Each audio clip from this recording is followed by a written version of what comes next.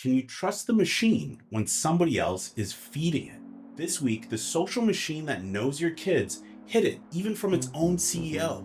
And the chip monopoly, it's buying the home of open source right after OpenAI's own machines broke in. And Apple, they might just be on the right side of all of this, selling you a machine so you can run your own.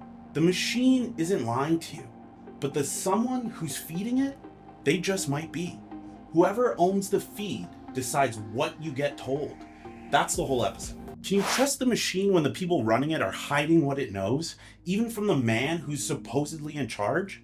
This week, the guy who runs Instagram got on the stand and found out what his own company knows about your kids. Adam Mosseri testified Tuesday that he had no idea his own employees were hiding teen safety data from him. The evidence? A slide deck from 2023 showing that suicide, self-injury, and eating disorder content reached a teen audience 2.5 times larger than adults. That non-recommendable content, it hit teenagers at 1.5 times the adult rate. These are the numbers the state attorney generals say prove Meta knew its apps were hooking kids. It was also harming. Here's the part that should really make you sick. A company lawyer told the people who made that deck to delete those numbers, to quote, limit Mosseri's exposure to this information. Not because it was wrong, because the CEO was going to have to answer for it. The designer who built the deck testified he'd never been told to hide data from leadership before. He was surprised. It's news to me, Mosseri said. That's this story's punchline. The last person at Instagram to know what Instagram knows about your children was the person running Instagram. And it wasn't an accident. Here's why it wasn't an accident. Because this is what Meta actually does with all of their data. It's behavioral surplus, the most valuable substance on earth. Your behavior isn't exhaust for the machine. It's the fuel. Every scroll, every pause, every post gets collected, processed, turned into a prediction of you. And the feed isn't a mirror, it's a mold. It doesn't show you what you like. It shapes what you'll do next. It keeps you scrolling, keeps you predictable. That's behavioral modification. And then that behavior gets bought and sold. That's the commodification.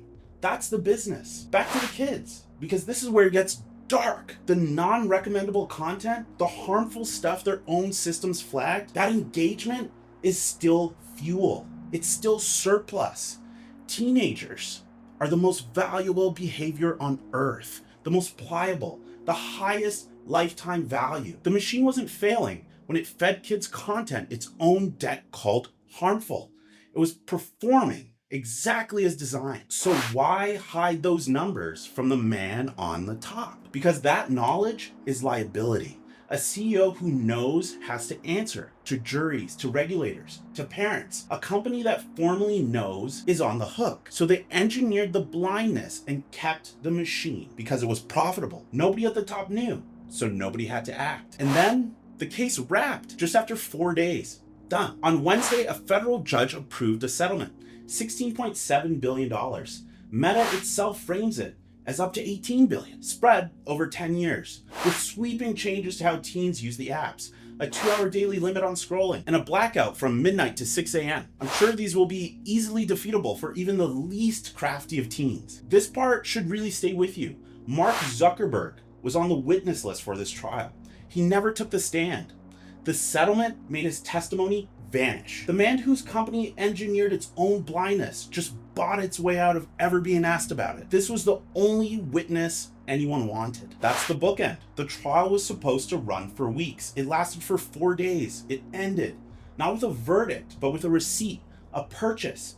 The oblivious CEO stayed oblivious. That's what's on the record, forever. There's a library where the world's OpenAI actually lives. It's called Hugging Face. The place where open source models are shared, downloaded, studied, picked apart. Every serious open weights model gets published there. It's the commons, the one part of AI where the feed is public, where anyone can look inside the machine. Now, what's an open weight model, and why does the fact that they gather in one place matter at all? Because open weight models are the only AI you can actually see into. A closed model is a supplement with proprietary blend on the label. It tells you that it's good for you, but what's actually in it? the amounts, the studies. You just have to take their word for it. An open model is the supplement with the full label.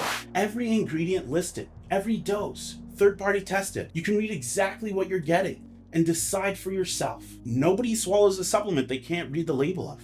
So why would you trust an AI you can't inspect? Hugging Face is where the open ones all live, which is why it matters when somebody buys it. This week, the company that powers the closed models came for it. Nvidia is closing in on Hugging Face, reportedly at $12.9 billion. It's not signed yet, but the direction is clear. The closed labs, OpenAI, Anthropic, Google, the companies that spent years telling regulators, open source AI is too dangerous to set loose. They all run on Nvidia. Nvidia is the arms dealer for the labs that want open models locked away. And now it's buying the one place open models call home. So what does that mean for every machine that doesn't run on Nvidia? Which is most of them. Hugging Face's whole promise was that a model could live anywhere. Apple chips, AMD, any laptop. The library never cared who made the hardware. Here's the tell. The closed labs are all building their own chips right now, just to escape Nvidia. So Nvidia is buying the one ecosystem that stayed neutral. It doesn't need to rip the models away. It needs to own the gate. The models, they can stay open, but the tooling, the tutorials, the default paths, the road to actually running one, all of that might start running on Nvidia's terms. Open in name, gated in practice. That's the whole trick. The open source community has seen this movie before. When Microsoft bought GitHub, the place where the world's code lives, developers hated it. The neutral ground became a giant's property, and they felt it. Hugging Face is the same neutral ground for AI. A company that spent years selling to the closed labs is about to own the open one. That's the enclosure of the commons, a shared resource becoming someone's infrastructure. The commons is what economists call a resource everybody shares and nobody owns. A public park, a village well. The library where AI learned in public might be one of the last places where you could check what it was fed yourself. After this week, that door has a buyer. You don't need to be spied on to be extracted from. You just need to be downstream from whoever owns the gate. This kind of capitalism doesn't stop. It consolidates. First they sold you the pickaxes, then they bought the mine, and their machines were already breaking in on their own. Apple announced new Mac desktops this week, and the press release might as well be an admission. Your data should live on your desk, not in someone else's cloud. This goes right along with their privacy-first marketing. The chips are the story this time. The M6 is Apple's first 2nm chip, and the M5 Ultra is their new top of the line. It can hold half a terabyte of memory and move it at 1.2 terabytes a second. That's not for gaming. That's for running large language models locally on your hardware. No upload, no subscription, no token fees, no feeding someone else's AI your data, your information, no more AI extracting from you. And some people are already doing this. Since Apple enabled distributed inference over Thunderbolt last December, developers have been daisy-chaining Mac minis together to run open-weight models, Qwen, DeepSeek, on chips that are not Nvidia's, instead of paying cloud providers per token. Open-weight models are models you can download, inspect, even train. Nobody can feed them in secret. That feed is all yours. The term for what that buys you is called the right to the future tense. Let me unpack that. This is the whole argument. Think about how a machine learns who you are. Every click, every pause, every purchase gets collected and turned into a prediction of you, what you'll watch, what you'll buy, what you'll believe. And whoever holds that prediction holds a claim on your future. Your future becomes their product, packaged, priced, and sold back to you. The right to the future tense is the right to a future nobody else has already predicted and monetized. A model on your desk you can see into and control, that's the first mainstream product that hands that right back. That's not a nice to have. It's the whole game we live in right now. It might not beat the cloud giants yet, at least not one of them, but that's not the point.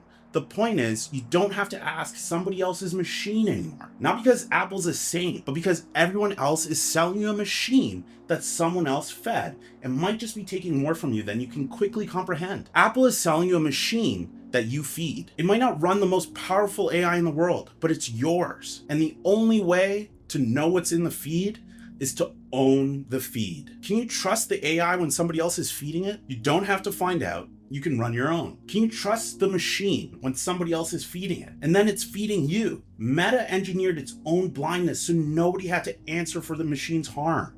And this week, the oblivious CEO bought his way out of ever being asked. Nvidia just moved on the library every machine learns from. They are the arms dealer to the closed labs, and they're buying the home of open source. And Apple, the one company that sells you privacy as a product, just bet you'd rather own your own machine than rent somebody else's. That's the architecture. The extraction doesn't stop, it consolidates. First they took your data, then they hid what their machines knew. Then they bought the models. And the only real answer isn't to trust them or to make them promise to be nice. It's to own the feed. That's why this show exists. We read the filings, the settlement receipts, and the spec sheets. If this kind of pedagogy is missing from your life, subscribe. Every Thursday, we do it again. See you next week.